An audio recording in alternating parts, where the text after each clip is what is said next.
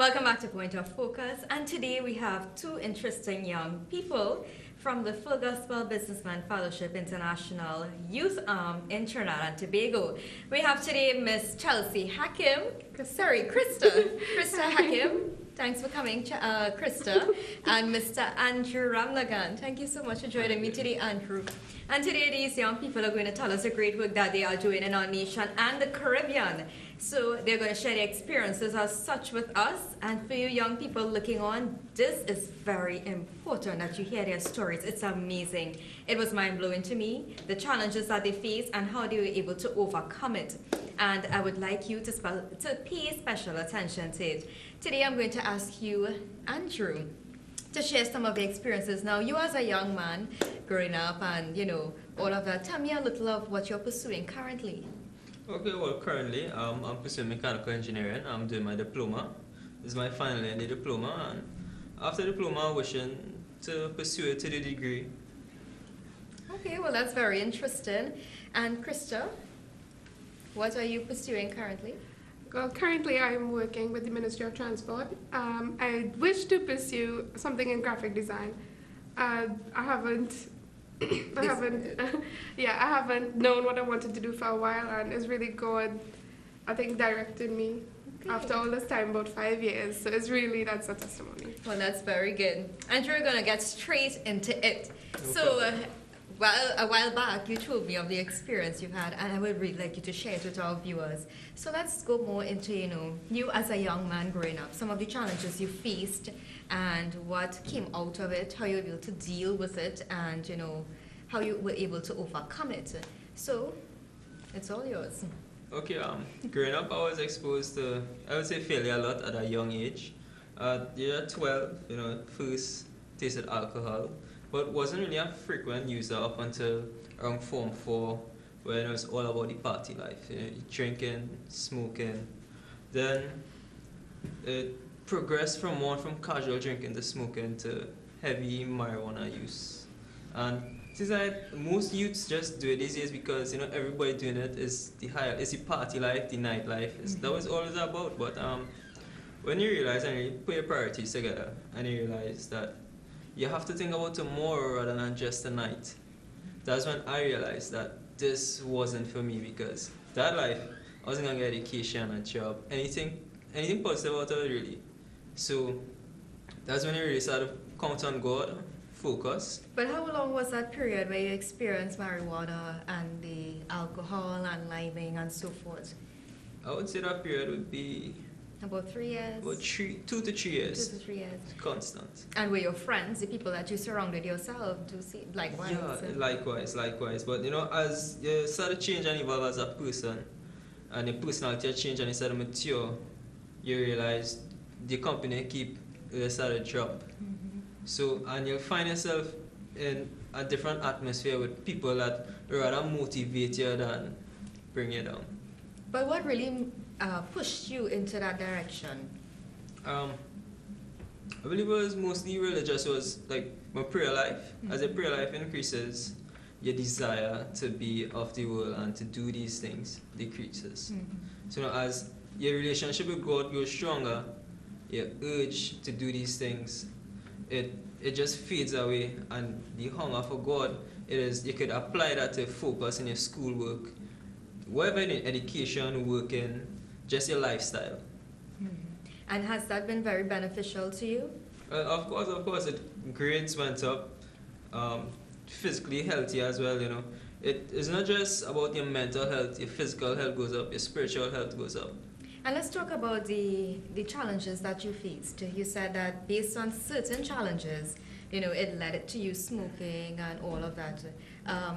You as a young man, what really was the mental situation, the emotional situation in facing this and being in that situation, especially for a young man and woman looking on? Some may be, in that current situation or similar, where, they're into the drugs, they're into the alcohol, bad influence and so forth, and some of them don't even know how to come out of it. So what was the thought pattern in terms of, did you ever see yourself coming out and, No, I actually didn't see I didn't see myself coming out. I didn't actually You know when you picture and you're enjoying it, you're living in the moment. You don't see anything else but That what right in moment, front of you. Yeah. yes. Okay. Well, that's very interesting, Andrew, and I must commend you. You have done a fine job, and a young man. And what about your friends who were the influencers, I'm guessing, and now I'm guessing you are the influencer to them?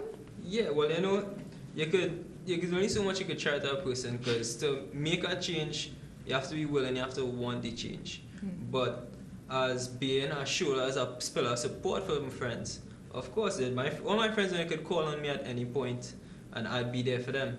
And I could just talk to them and be there for them and guide them along the right path. But as whether to make that jump and transition over, I think that's an individual choice. But you as a young man, if faced with the situation or any of your challenges, will you ever go back to that life? Well, experiencing this life and experiencing a relationship with God, and there's nothing really better than this because that life was only a temporary fix. You'll only feel happy and the pain will go away for so long. But when you pray it out and you actually focus and think long term, that hurt and that pain doesn't come back. That urge hasn't come back. So no, I wouldn't go back to it. Oh, thank you, Andrew, and very good. Keep up the good work. So, Crystal, let's get down to your story. Your story is very interesting as a young lady at a very young age growing up, and I think it will be able, actually I know it will help a lot of our young ladies or even young men and even parents who are looking on for your children. When you hear Crystal's story, it's going to be life-changing. So, Crystal, tell me more of your story.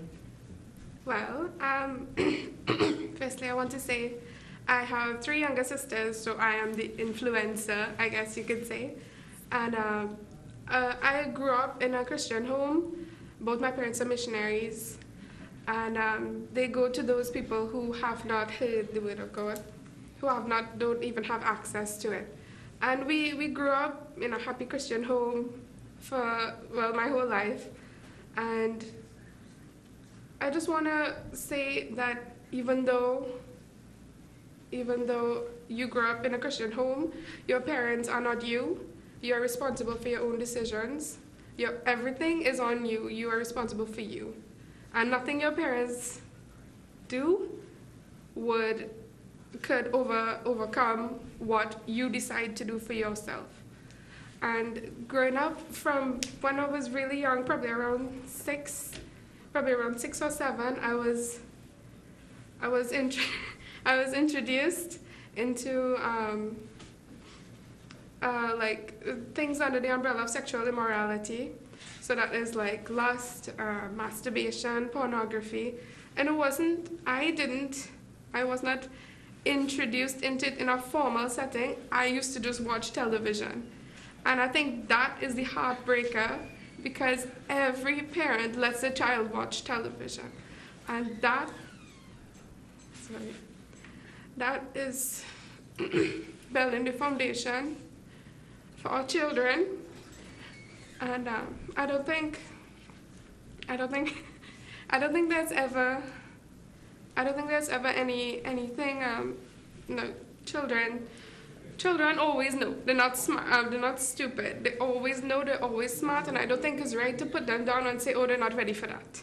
Because I was slid into it at a very young age, and it has been a struggle for most of my life, and up until probably 2013, when I went to Youth with a Mission. It's an international organization. There I was put into an environment where I could open up and freely speak and feel comfortable to do so with people who really cared about me. Well, thank you so much, Krista. Your story is very impacting to me, both you and Andrew.